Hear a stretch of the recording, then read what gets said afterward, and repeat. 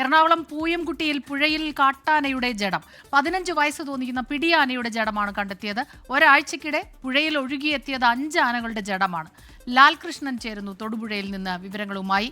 ലാൽകൃഷ്ണൻ, ഇപ്പോൾ ഈ ആനയുടെ ജഡം ഒഴുകിയെത്തുന്നു, ഒപ്പം തന്നെ ഈ ഒരാഴ്ചക്കിടെ ഇങ്ങനെ 5 ആനകളുടെ ജഡം ഒഴുകിയെത്തുന്നു. അക്കാര്യത്തിൽ എന്തെങ്കിലും സംശയങ്ങളുണ്ടോ?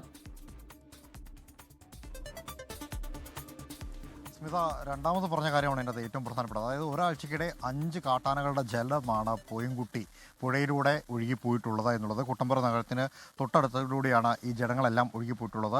നമ്മളിപ്പോൾ കണ്ടത് ഇന്നലെ ഒഴുകിയെത്തിയ ഒരു ജഡമാണ്. ഇതിന് പുറമെ 7-ാം തീയതി ഒരു കൊമ്പനാനയുടെയും പിടിയാനയുടെയും ജഡം ഇതേ പുഴയിലൂടെ ഒഴുകി പോകുന്നുണ്ടായിരുന്നു. 11-ാം തീയതിയും 13-ാം തീയതിയും ഓരോ പിടിയാനകളുടെ ജഡവും ഇതേ സമാനമായ രീതിയിൽ തന്നെ ഒഴുകിയിട്ടുണ്ട്.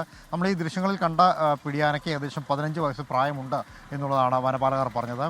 ക്ഷതം പറ്റിയിട്ടുണ്ട് ശരീരത്തിൽ എന്ന് കണ്ടെത്തിയിട്ടുണ്ട്. പ്രധാനമായ സംശയം എന്ന് പറയുന്നത് പിണ്ടിമേട് വെള്ളച്ചാട്ടത്തിന് മുകളിൽ ഒരു ആനത്താരയുണ്ട്. അതിലൂടെ പുഴ കടന്നു പോകുന്ന സമയത്ത് കാൽ വഴുതി വെള്ളച്ചാട്ടത്തിൻ്റെ താഴേക്ക് പതിച്ച് പുഴയിലൂടെ ഒഴുകിയതായിരിക്കാം എന്നുള്ളതാണ്. പക്ഷേ ഇടമല ആറിലും അതോടൊപ്പം തന്നെ അയ്യമ്പുഴ മേഖലയിലും കഴിഞ്ഞ ദിവസങ്ങളിലായിട്ട് 3 കാട്ടാനകളുടെ ജഡവും, അതും പിടിയാനകൾ തന്നെയാണ്, ജഡവും കണ്ടെത്തിയിരുന്നു.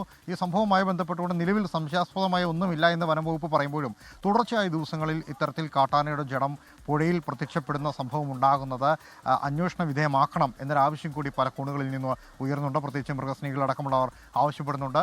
അത് പരിശോധിച്ച് തീരുമാനമെടുക്കുമെന്നുള്ളതാണ്. എന്താണെങ്കിലും പോസ്റ്റ്മോർട്ടം റിപ്പോർട്ടിൽ ക്ഷതം പറ്റി മരിച്ചതാണ് അല്ലെങ്കിൽ ചെരിഞ്ഞതാണ് എന്നുള്ളതാണ് നിലവിലുള്ള നിഗമനം.